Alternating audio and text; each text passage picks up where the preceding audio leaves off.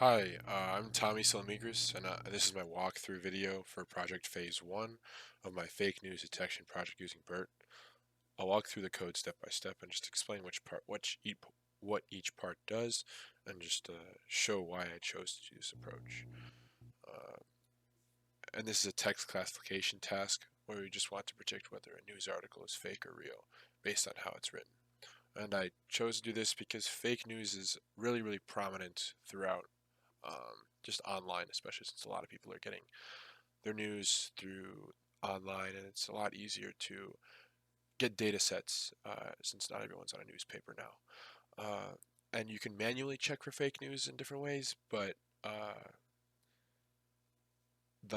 it's really hard to do it manually. So I tried to make a model to do this for us. And step one, or cell one, not step one, but this is in this first cell, I install all the packages I need.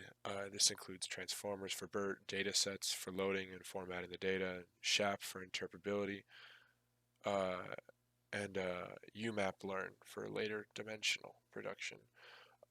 I also pinned a specific version of NumPy, and just to avoid any compatibility issues with BERT and other libraries that I use.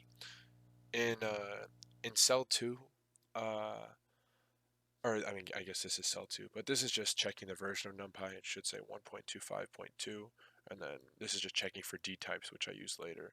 And this should say true because I was having issues with that, and this was just me debugging. Um, but this doesn't do anything because it's commented out. And in cell 2, the actual cell 2, this cell loads standard libraries like pandas, NumPy, along with tools for plotting string handling and natural language processing.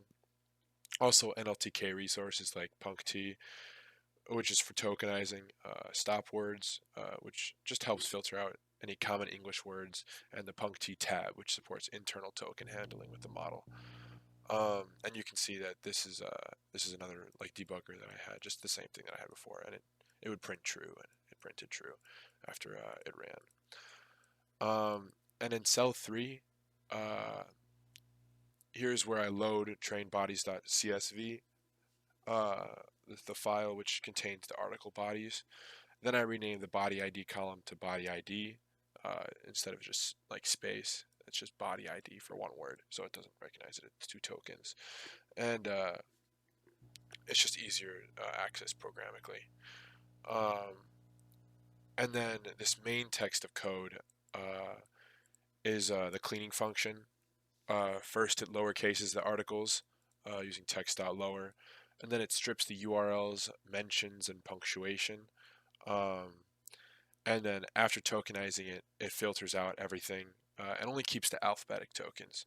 The final result is a clean string, and I use clean text.head just to print it out. And as you can see, there's no like punctuation, no capitalization, no nothing, and it just says the body ID columns and whatnot. Not sure what these buttons do, but I haven't tried those out. But anyway, um, I apply that function using dot apply. Uh, and I also converted to the column to a string first to avoid any errors, and then I put the first five cleaned using dot head, which was really helpful. And then we can just preview the output. You can see the output is clean, just consistent throughout. Uh, and then in cell 4, now that the text is clean, I use BERT tokenizer fast to tokenize it. Uh, this breaks the text into subwords, subword tokens using BERT's vocabulary. I chose the BERT base uncased for this particular model. Uh, that version because it's lighter and doesn't care about any capitalization. Even though I already made it text.to lower, I just thought it just for just in case I'd use BERT based uncased. BERT base uncased. Tokenization also includes padding and truncation. We have truncation true and padding true, and the max length is 512 because that's the maximum BERT can handle. And this ensures all sequences are the same size. Um, and then we use, I'm sorry, I'm having a little brain fart. Here I assign the binary labels. Uh, using bodytrain.label, and this is randomly just randomly assigned just to test the full pipeline. Later, these would be replaced with real or fake labels from the stance data. Then I wrap everything using Hugging Face dataset, um, and which is convenient format that works directly with like the trainer API. And also this just splits the dataset into 80% uh, 80% training and then 20% test data from the test bodies.csv. Um, Moving on to cell 6, which is currently running in this code. I'll get into this in a second, but I can just go over this really quick. I load BERT classification model. Um, the training argument defines things like batch size, number of epochs that I want to run, evaluation strategy, and in my testing, I only did. I think I'm running it right now. Yeah, 4 minutes left, but this will go down quickly. I'm only using zero point 0.1 epochs. I tested it earlier, and the accuracy is not too good. I think you can see it right here. Yeah, accuracy, F1 score, precision is not too good, and then we have some misclassified examples down here. Um, but I'm running it right now with one because it would take around 4.5 hours to fully train one full data set just because the CSV files are absolutely massive. I think it's like 50,000 examples in the data set. But um, I'm running one epoch. Normally I would run 3 to 5, but just given the time that I have, I finished my project yesterday because I broke my pinky. So it was hard to type, and I was also in the hospital for a day getting that fixed up. Um, so I still can't really type. I'm typing with one hand. But uh, I'm running one epoch soon, or right now, and hopefully this finishes. It was at 2 hours and 30 minutes about 10 minutes ago before I started recording, and now it's at 1:52. So hopefully I can edit the video and just make it, you know, better like that. And see, it's already back. It's already down at 222. So I'm going to keep going through my code, and then I'll jump back to this and see if I can show what this displays. Um, But I also set my reporting to none because it was asking for an API key, and I've never actually experienced that before when using BERT in my past projects, which is really interesting. Uh, it was I had log files, and then it was asking for an API key, and I wasn't really sure, so I just reported to none, and that issue was a lot of debugging that I had to run, and which is why I'm using 0.1 epochs because I would run through it, and then it would ask for an API key, and it wouldn't run the rest of my code, and that took a while. Uh, So instead of waiting 4 hours for one epoch, I just made it 0.1, so it only runs 10% of the actual project, if that makes sense. Um, and then we have the model trainer right here. Now that I've passed everything into the Hugface trainer, which handles all the training and evaluation behind the scenes, it manages batching and loss computation, back propagation, all of that.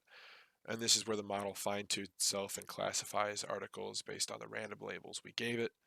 Um, since this was just a test run, you'll see the like limited performance with accuracy and precision, with which is what I go over later.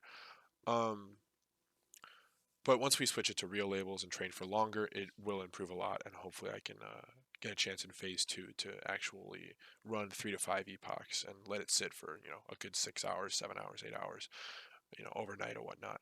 But just given the circumstances with me breaking my pinky and whatnot, I was gone out for like a good 2 days. And then I had the log error, which took me a lot of debugging, and then I just changed it to 0.1 epochs for testing, uh, which was less accurate, but it was just faster, so I could debug a lot faster. Um, and then in the next cell is where I evaluate the model with metrics and whatnot. Uh, this block evaluates just the model on the test set using accuracy, precision, recall, and F1 score. Accuracy is how often it was correct. Precision is how often its fake predictions were right. Recall is how many like actual fakes it caught, and F1 scoring just balances both. And I have a picture of my calculations right here. The F1 score is 2 times precision times recall over precision plus recall. And then we have a true positive over true positive plus false positive, and true positive plus over true positive plus false negative.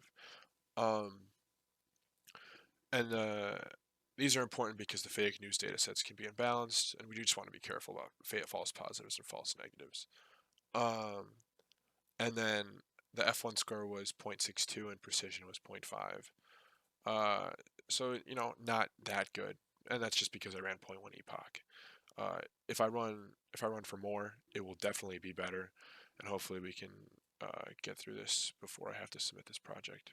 But oh, and this is almost done. It should be done in a minute, and then it'll show my loss validation or validation loss and training loss and whatnot, and it'll show the rest of this. But I'm just gonna keep going through this. In cell 9, we have run interference or run inference. I'm sorry, from on custom headlines. Here I tested the dramatic fake style headlines just for fun. Uh, this model predicted all of them as fake, which isn't surprising given that the model overpredicts the fake classes right now, just with the 0.1 epochs not fully trained. It shows that it's picking up on emotional or unusual language, even though it's not fully trained. This is pretty good. It gives a score of 0.55, 0.57, 0.59, and 0.58 on these just random things that I just pulled up. And then in cell 10, we have this is just the AUC ROC.